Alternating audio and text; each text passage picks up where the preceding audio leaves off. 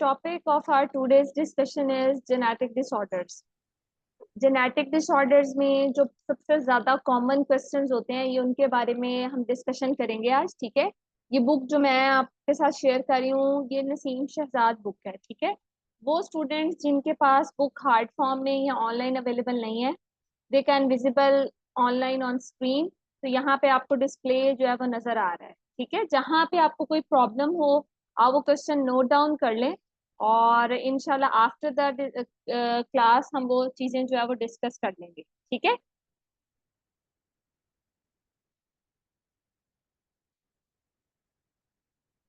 So starting with the first point of the genetic disorder, that is introduction to the different terminologies जो है इसमें सबसे पहले उसने बताया है number 1 point is in humans the normal chromosome number is, everybody knows that the normal human body has 46 number of chromosome, that is 2n is equal to 46, 23 into 2 is equal to 46.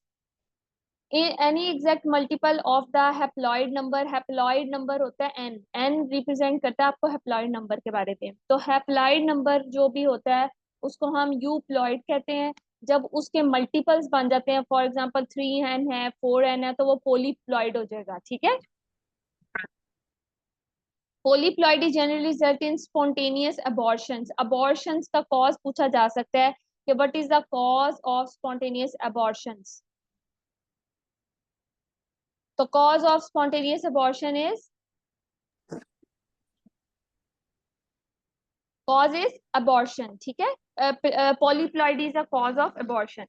Any number that is not an exact multiple of n, it is called as aneuploidy. अब euploidy का मतलब होता है true, you कहते हैं true को। It means कि जब आपको नंबर जो है वो ट्रूली अप्रिशिएट आप कर रहे हो तो आप उस चीज को कहेंगे कि this is euploid. But if the number is not the exact multiple, for example आपको फॉल्स इंप्रेशन मिल रहा है तो आप उसको कहेंगे this is called aneuploidy. It means के fall impression of a number.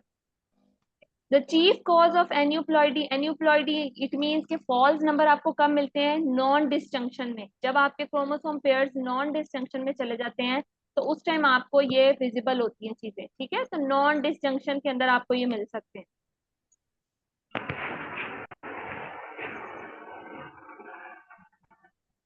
The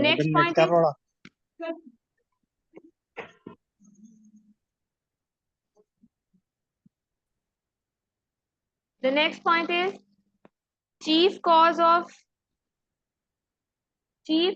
an aneuploidy is that is non disjunction। अब non disjunction में क्या होता है कि जब आपकी मायोटिक या माइटोसिस डिवीजन हो रही होती है तो उसके अंदर क्रोमोसोम का नंबर एबनॉर्मल हो जाता है, ठीक है।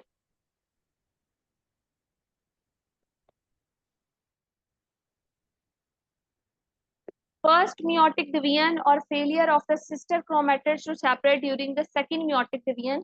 तो मोस्ट कॉमन कॉज क्या होता है कि आपके पास फर्स्ट मियोटिक डिवीजन के अंदर जब प्रॉब्लम आती है तो तब आपके पास नॉन डिसजंक्शन हो जाती है। तो इसमें याद रखें first meiotic division it is the relative cause of non disjunction.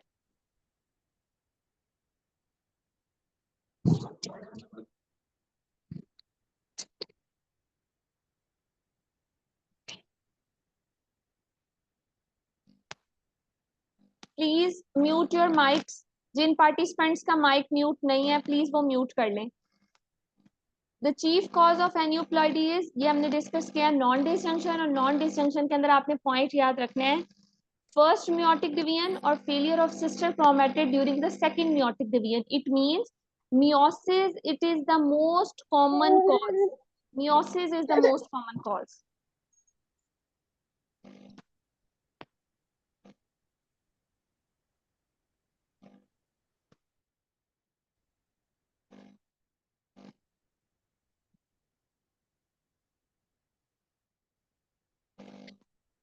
The next point is mosaicism।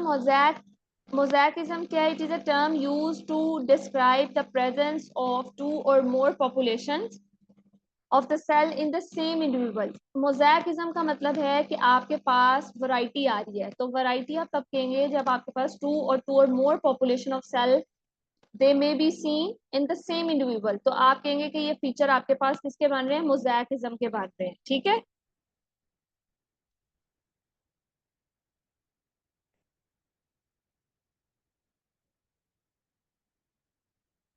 Mutation, mutations, what is mean by mutation? Mutation mean कि कोई भी परमानेंट चेंज जो डीएनए के अंदर आ जाता है उसको आप कहते हैं this is mutation.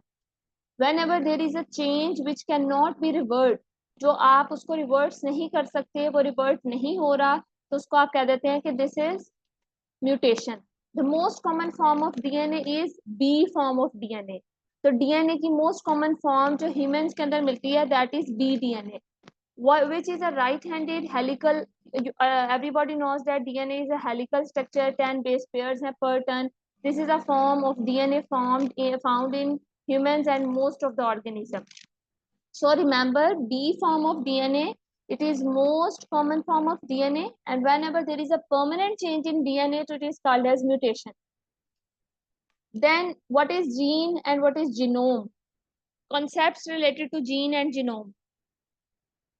Gene, what is gene? Gene, it is a basically physical और functional unit of hereditary. It means कि जो भी आपकी information है वो parents to individuals या parents to offspring जो आपकी information transfer होती है that is through the gene. तो gene एक आपका physical और functional दोनों तरह से behave कर रहा होता है hereditary के अंदर। तो ये एक basic structure है, ठीक है, जिसने information को code किया हुआ है और वो information आपके आगे transmit होती है।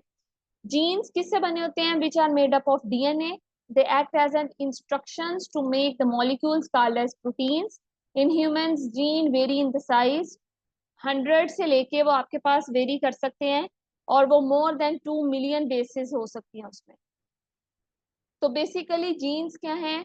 डीएनए से बने हुए हैं और डीएनए किससे बना हुआ है? ये आगे बेस पेयर से बना हुआ है और बेस पेयर के अंदर every base pair have a specific sequence. There are 30,000 essential genes जो आपके 30,000 टाइप्स की प्रोटीन्स बनाते हैं। What is the function of gene? तो जीन्स क्या है? बेसिकली डीएनए मॉलिक्यूल्स हैं जो क्या कर रहे होते हैं, आपके कंट्रोल करते हैं मैसेंजर आरएनए की फॉर्मेशन। मैसेंजर आरएनए आपका बनता है, उसके बाद ट्रांसक्रिप्शन ट्रांसलेशन होती है और देन अल्टीमेटली प्रोटीन्स बनते हैं आपके। तो मल्टीपल वैरायटी के डीएनए मॉलिक्यूल्स या जीन्स जो है वो हर एक का स्पेसिफिक सीक्वेंस है।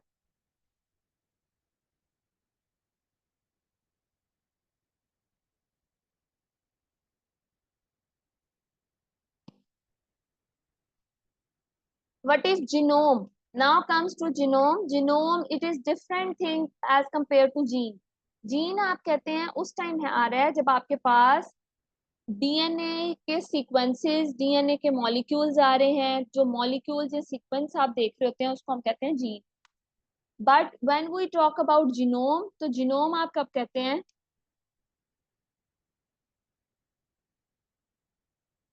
Is there any issue in voice और screen share?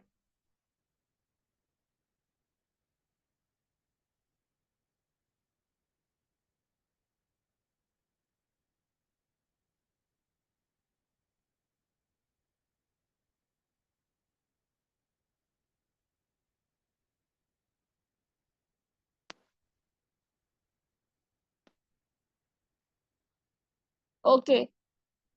So what is genome? Genome is all the genetic material in the chromosome for a particular organism. Its size generally given as a total number of base pair. It means कि जब आप gene की बात करते हैं तो gene एक unit है, ठीक है, एक बेस पेयर की जब आप बात करेंगे तो वो जीन होगा। जब आप सारे बेस पेयर्स के टोटल नंबर की बात करेंगे तो that will be genome. Example is just like that. अगर आप एक फ्लावर देख रहे हैं या एक आप प्लांट देख रहे हैं, अगर आप एक प्लांट के एक एक रोज को डिस्क्राइब करें तो एक एक रोज को जो आप डिस्क्रिप्शन देंगे दैट विल बी जीन। अगर आप होल प्लांट की डिस्क्रिप्शन बता रहे हैं तो that will be genome. So there is a difference between कि आपने किस तरह बताना है कि जीनोम क्या है और आपका जीन क्या है। तो जीन का मतलब है सिंगल बेस पेयर, और when multiple base pair they unite, so then it become a genome. So this is genome and this is the gene. Single sequence is gene, and the collection of this sequence it is called as genome. What is the next is what is the difference between introns versus exons? तो introns और जो exons होते हैं ये आपके basically क्या है, introns आप तब कहते हैं they are intervening non coding sequences of DNA. जिन सीक्वेंसेस के ऊपर कोडिंग नहीं होगी आप उसको कहेंगे दे आर इंट्रॉन्स। इनसाइड है, इंटरवीनिंग है, but they are non coding segments. और एक्सोन्स किसको कहते हैं, they contain the actual genetic information जो आपके आगे कोडिंग में हेल्प करती है। तो इसका मतलब है इंट्रॉन जो है ये नॉन कोडिंग सेगमेंट्स होंगे और एक्सोन्स जो है वो कोडिंग सेगमेंट्स होंगे जो आगे ट्रांसमिट करते हैं आपकी इंफॉर्मेशन को। ठीक है, now comes to the genetic terminologies. What is genotype and what is phenotype? What is the difference between genotype and phenotype? Genotype आप कब कहते हैं, जी से याद रखें, this is the genetic makeup of an organism and the individual it is called as genotype. Examples इसमें क्या आ जाती हैं, gene responsible for eye colour, for example gene responsible for your hair colour, gene responsible for your skin colour. तो जितनी genotype है वो physical appearance जो आपको नजर आ रही होती है, this is called as genotype. Phenotype आप कब कहते हैं, detectable expression of the genotype an expressed and observed trait that cannot be inherited. Detectable expression of genotype, genotype है आप उसको डिटेक्ट कर रहे हैं लेकिन वो एक्सप्रेस नहीं हो रही, उसको आप फिनोटाइप कहते हैं। तो बेसिकली इन शॉर्ट आप कह सकते हैं कि phenotype physical appearance of that, hair colour है, आई कलर है, वेट है, स्किन कलर है, ये सारे जो है ये आपकी फिनोटाइप आ जाती है। ठीक है, जो आपकी इनहेरिट नहीं होगी, जो आपकी एक्सप्रेस या ऑब्जर्व ट्रेट होगी, उसको आप कहेंगे कि वो आपकी फिनोटाइप है, फिजिकल अपीयरेंस को कहते हैं। ठीक है, हेयर कलर और ये सारी चीजें। और वो आपका जो जेनेटिक मेकअप, इस फिजिकल अपीयरेंस के अंडरलाइन जेनेटिक मटेरियल क्या पड़ा हुआ है, दैट इज अ जीनोटाइप। ठीक है, तो जीनोटाइप बेसिकली इनसाइड होगी, फिनोटाइप आउटसाइड होगी। आपको पेरेंटली जो चीज नजर आ रही होगी that is the phenotype, that means expression जो आपको बाहर नजर आ रही है चीज, physical appearance, and this is the genetic pattern या जेनेटिक आपका मेकअप जो होगा वो होगा, ये फिजिकली आपको नजर आ रही होगी। और जीनोटाइप का मतलब है कि वो इनसाइड पड़ी है लेकिन you can not assess that या you can not observe that, आप ऑब्जर्व नहीं कर सकते उसको, इसको आप ऑब्जर्व कर सकते हैं, एक्सप्रेस कर सकते हैं। तो both are the differences between genotype and phenotype. What is phenotypic sex? Phenotypic sex refers to the or individual sex as determined by their internal and external genitalia. Basically secondary sexual characteristics जितने भी होते हैं mail और female के, they come under this heading. Codominance क्या होती है, both alleles contribute to the phenotype of the heterozygous, for example blood group A B A B. Codominance का मतलब होता है कि जब दोनों लील अपने आप को कंट्रीब्यूट करें और एक हेटेरोजाइगोट की फॉर्म में आपके पास एक एक्सप्रेशन सामने आ जाता है तो उसको आप कोडोमिनेंस कहते हैं। ठीक है,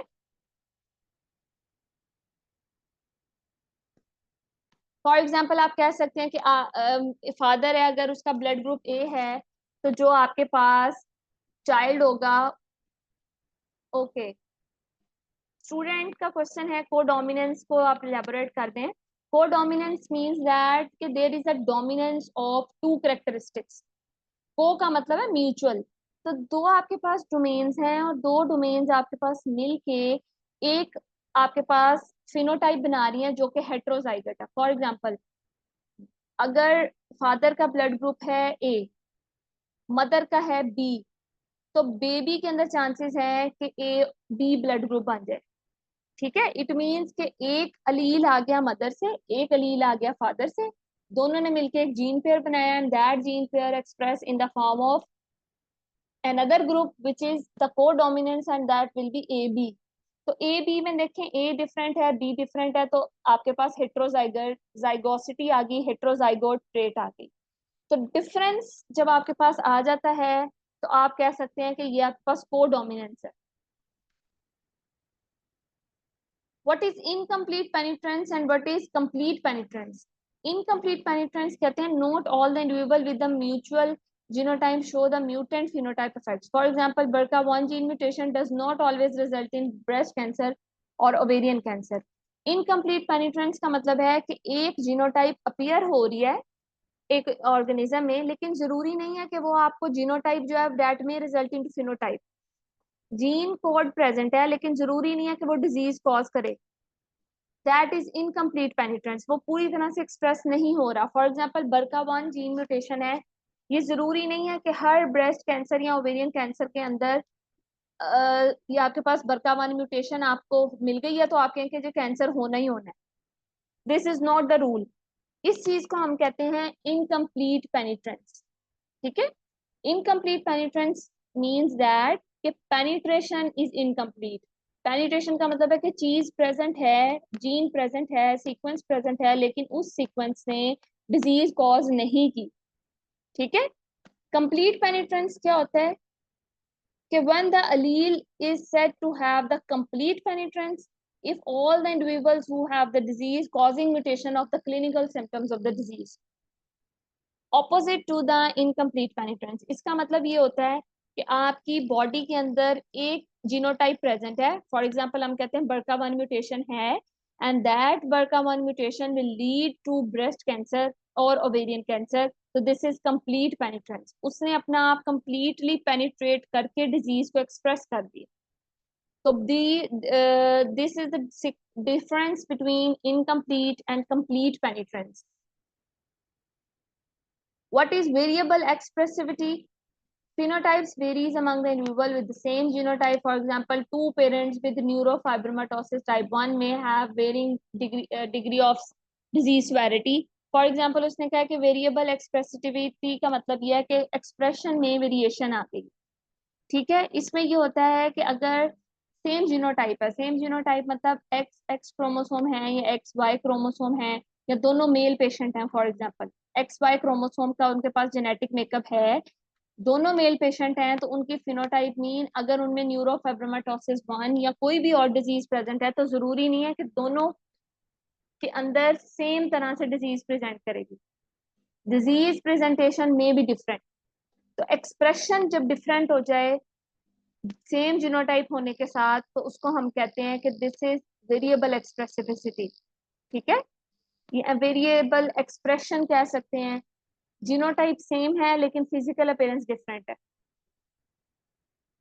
व्हाट इज पिलियोट्रॉफी? पिलियोट्रॉफी का मतलब होता है one gene contribute to the multiple phenotypic effects. For example PKU may cause unrelated symptom ranging from mental retardation to hair or skin changes।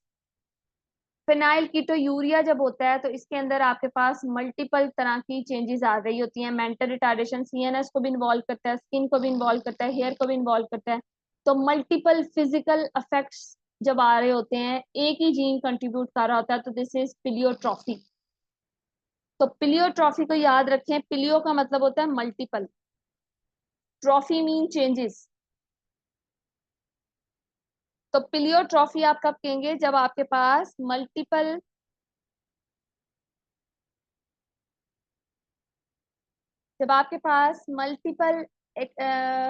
Physical changes आ रही हैं, या मल्टीपल आप कह लें कि फिजिकल अपीयरेंसेस मिल रही हैं, लेकिन पीछे जीन एक ही है जो कॉज कर रहा है, तो this is PKU, phenyl कीटोयूरिया।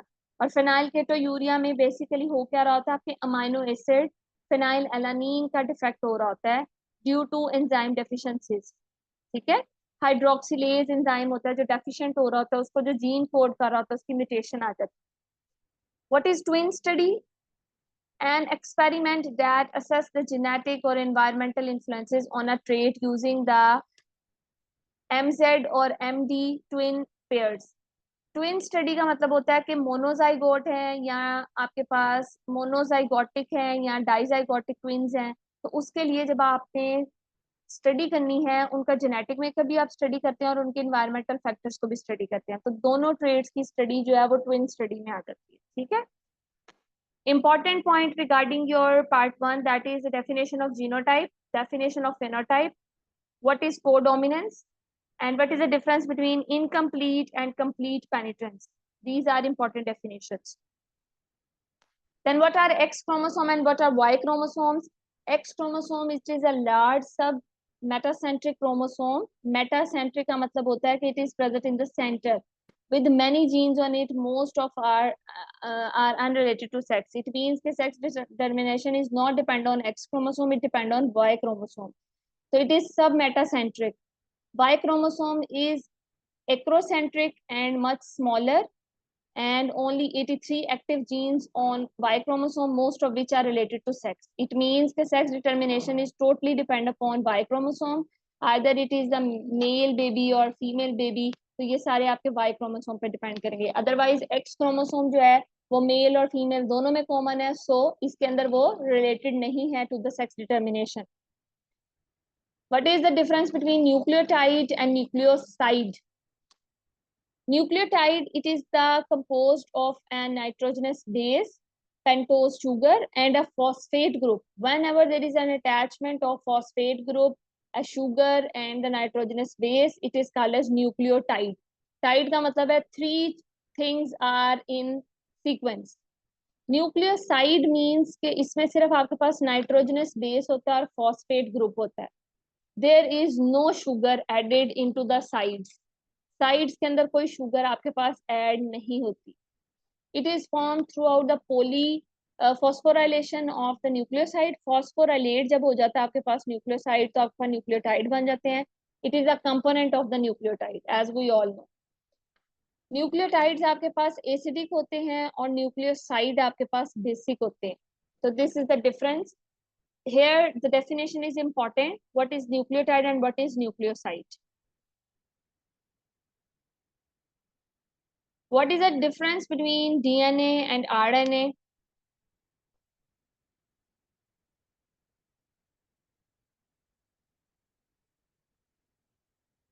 Difference between DNA and RNA is DNA, it is a double-stranded molecule run in both opposite direction.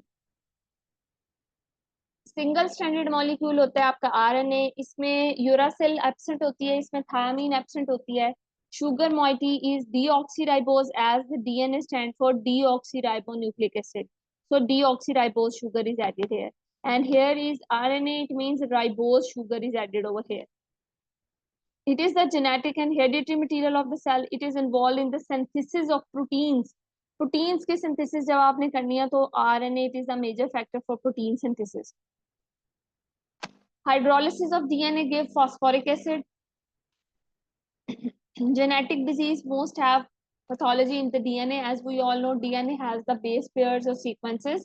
Whenever there is a genetic disorder, तो वहाँ पे problem किसमें आती है? DNA में आती है. DNA replication occur in the interphase. This is important MCQ related to your part 1. आपके पास कौन सी फेज है जिसमें DNA replication होती है? तो remember this is interphase. What are the types of RNA? Messenger RNA, transformational RNA, transcriptional RNA and ribosomal RNA. Messenger RNA longest होता है.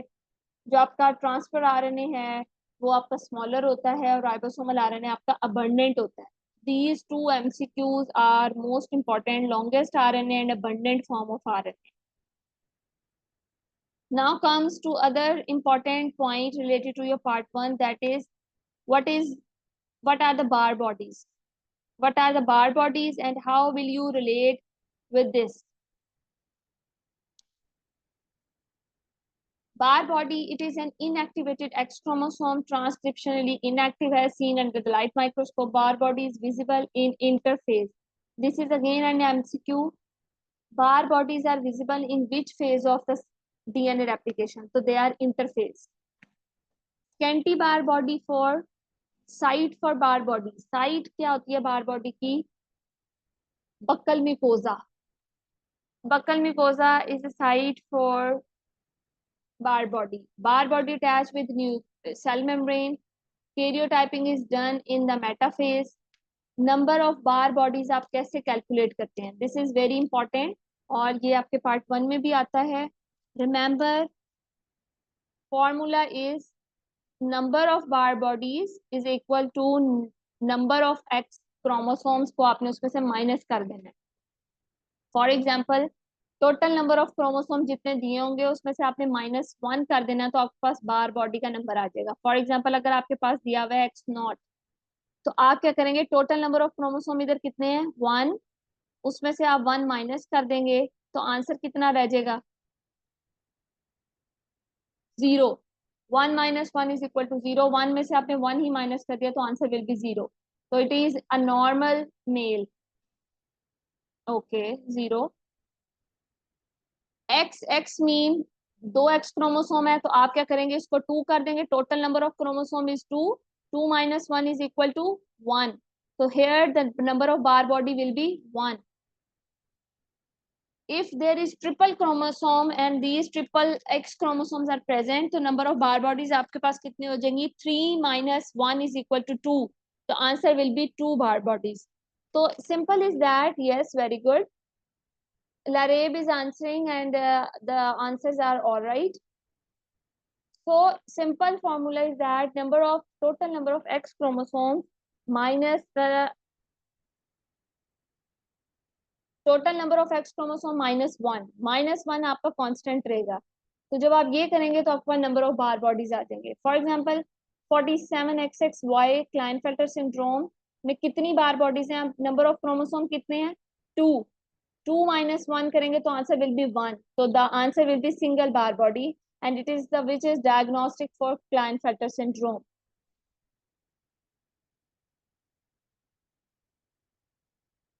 Bar body is only related to X chromosome. For those who are asking for that, bar body is have only relation with X chromosome, not with Y chromosome. Okay. So the next is 45X naught. 45X naught में कितनी बार bodies हैं? Total number of chromosome 1 minus 1 is equal to 0, same as we discussed in the first calculation. Scanty bar body is diagnostic for Turner. Remember Turner के अंदर आपके पास phenotype आती है X0, तो उसमें स्कैंटी बार बॉडी है. अगर सिंगल का वर्ड आ जाता है तो दैट इज क्लाइनफेल्टर सिंड्रोम. तो दोनों में डिफरेंस है. ठीक है.